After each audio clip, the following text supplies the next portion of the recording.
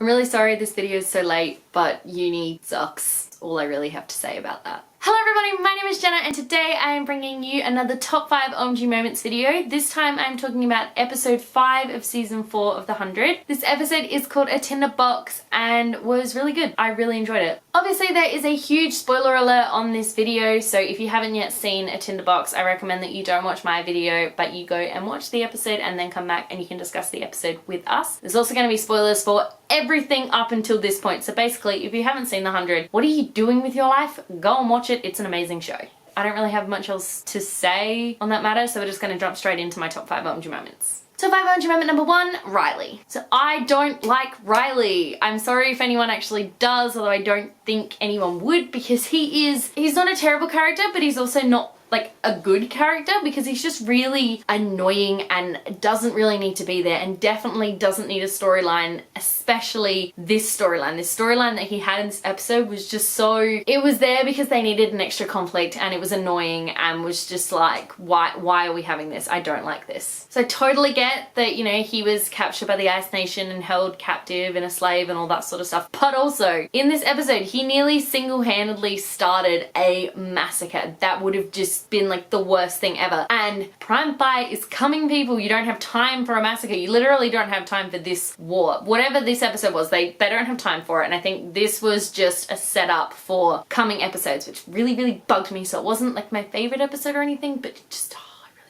and the whole reason why it bugged me was Riley. I really hope that that's like the end of Riley now. I hope that that was like his story and we're not going to see him anymore, because that would make me really happy. But this show just has this way of like bringing back characters that I don't like and just throwing them in my face. And I feel like he's going to be one of these characters, and I don't want that to happen. Top 5 OMG moment number 2, Raven. So going into this season, I knew that Ali had left Raven with something like a gift. I think they were calling it in all of the promos and interviews and stuff, but I didn't realize that gift was gonna come with the probability of a stroke. Like, that's just not okay. You no.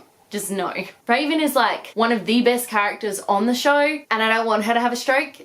I'm very aware of the fact that they've said that one of the main characters is dying this season, and so every time like a little something happens to one of the characters, with the exception of maybe like Clark and Bellamy and Octavia, who after last episode is basically invincible, I'm just really worried that one of these characters is gonna die and it's gonna be one of my favorites. Also, can we please talk about the fact that like Raven had a seizure and then just figured out, oh yeah, by the way, you have to manufacture night blood in space. And they go, oh, well, that's helpful. Like, how are we gonna get to space? And then she literally just goes, oh yeah, by the way, there's a rocket behind those doors. They're actually blast doors. We can totally get to space here. What? Just what? I mean, that was just a complete like shot in that I did not see that coming. Again, I'm just gonna bring up the fact that everything else in the world like rusted and was really, you know, decrepit and whatever, because no one's been there for like 100 years. But all of Becca's stuff, because Ali was taking care of it, I get, yes, an AI can probably keep computer systems running. She can't go out and clean everything. Nothing was even covered in cobwebs. Like, I'm sorry, that is just really unrealistic, and I'm really far from the topic of Raven, but I just had to put that out there because it just weirds me out. Getting back to Raven though, and this rocket, I mean, Raven said there are 2 seats, so who's gonna fly it? And are they the ones who are gonna die? Because like my guess is yes, because how would they get back? Also, where are they gonna fly the rocket to? I'm assuming they're gonna fly it up to the rest of the arc that's left in space, like the circle thing that Jaha left up there, but then that doesn't have any oxygen, and also that has been out of order since like however long they've been down on the ground. I don't even know anymore. I know it's been at least 3 or 4 months, so it's like, what are they gonna do? How are they gonna do this? And I still don't think they're gonna make it out alive, and it just... Everything about this episode has made me question everything about this season. Top 5 OMG moment number 3, Clark and Rowan's deal. So I'm very glad that these didn't start a war. Like I mentioned previously, the idea of a war right now is just so stupid. Like, people, you're about to die in a cloud of radiation. You don't need to prematurely kill each other. That's just, I would just think that would be the logical thing to do. Like, my God, I cannot believe these people cannot get this into their heads. Mainly Rowan. Rowan, when I found out he was going to be in this season, I thought he was going to be like this great ally and all this sort of stuff, but he's actually turned out to be such a disappointment, because all he does is just like pose conflicts and is never able to fix anything. He was literally like, yeah, by the way, Clark, we're going to take your ship. And she goes, oh, all right, fine, we can share it. It's like, where's the problem solving coming from this king? He's supposed to be a king. He sucks. He's not a very good one. Well, he's a pretty good king, but like when it comes to actually, you know, figuring stuff out for his people, he just lets everyone else do it for him. Although I guess that is kind of the role of a king. Also, Rowan made a comment in this episode about Clarke possibly making the next commander, because obviously she's creating Nightblood, and I think that while I feel like that was a really like offhanded comment, I actually feel like that's going to definitely come back into play either the end of this season or in next season, because we've been announced that we're getting a 5th season already, which is awesome. Oh, I love the CW with their early renewals. But yeah, so I feel like that's going to come back into play, especially because the flame is not destroyed as Rowan and everybody thinks that it is. Obviously the flame is actually still possible. It can still be used, so I think that that's definitely a big thing, and I honestly believe that if they make Nightbloods and if Clarke becomes a Nightblood, I still really think she'll turn out to be the commander, because Lex's spirit definitely would choose her, and also I've seen that coming since like season 2. Top 5 OMG moment number 4, Abby. I am devastated. Like like I've said, we know someone's dying this season and they're just making it kind of obvious that it's gonna be Abby. I really like her, but I like Cabby more, and if she dies, there will be no Cabby, and that just like devastates me. So basically in this episode we find out that just as Raven has the probability of getting a stroke, so does Abby, but she's sort of keeping it more on the down low because she doesn't want anybody to know. But we know, and that means that she and...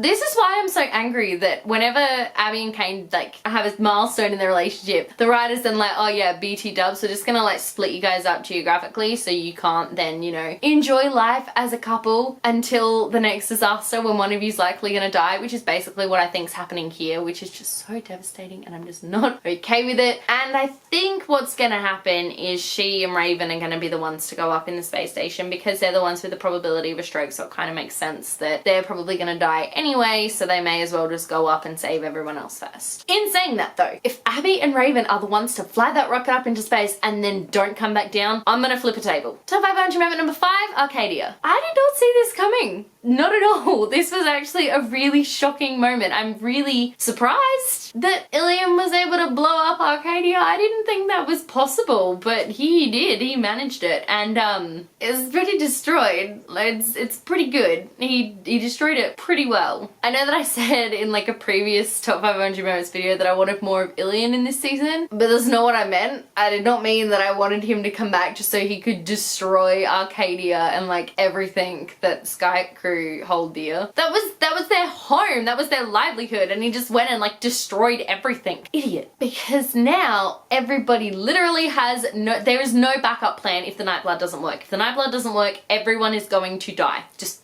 dead. Although I do have to say, the fact that they've already announced a 5th season makes me think that either the Nightblood will work definitely and we shouldn't worry about it at all because we know they're getting another season, or they're planning on like making this storyline go over 2 seasons. Wow, I cannot talk today. This is because I've been studying for like the past 6 hours straight and my brain is like bleh.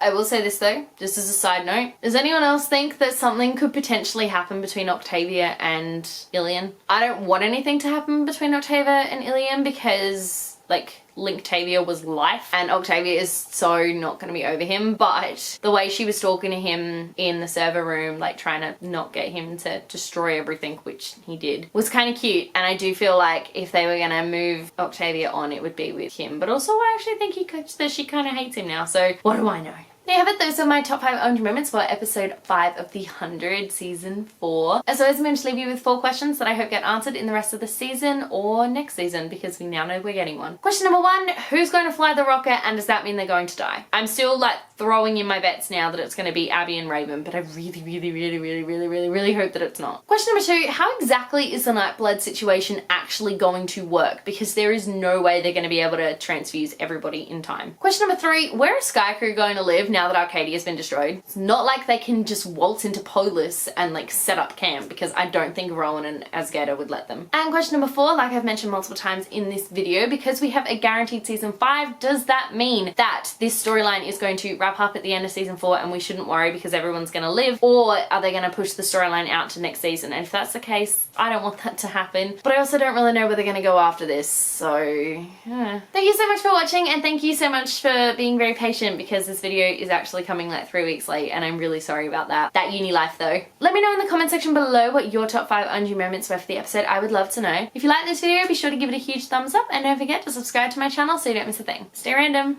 Bye.